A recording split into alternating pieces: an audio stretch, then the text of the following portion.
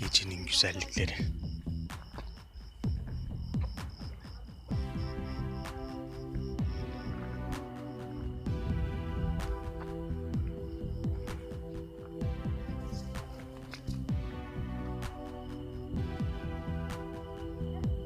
Karanlığa gömülmüş bir gecede doğa uyurken insan doğası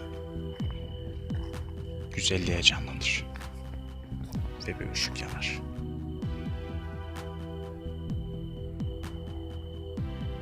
Cırcır böceklerinin senfonisi ortalığı muazzam bir ahenge sarar.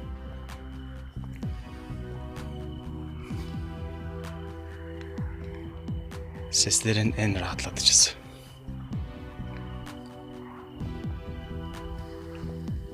İnsanın en rahatlatıcı şıngırtısı.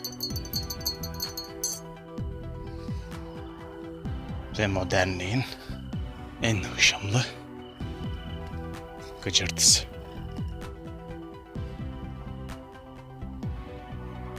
Tabii ki en güzeli.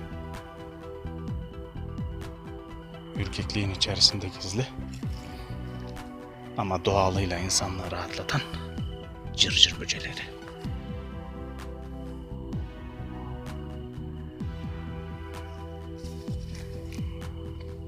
Tabii hayat veren su şırıltısını da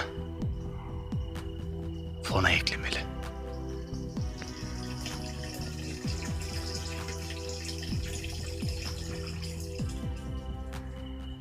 Ve bitişi tabii ki cırcır böcekleriyle bitirmeli. Cırcır böcekleriyle dolu bir geceden herkese iyi geceler ya da iyi günler.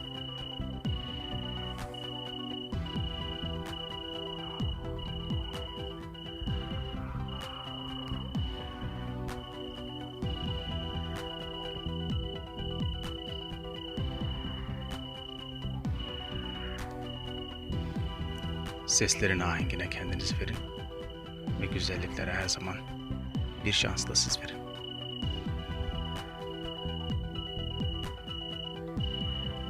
Çok yakınınızda.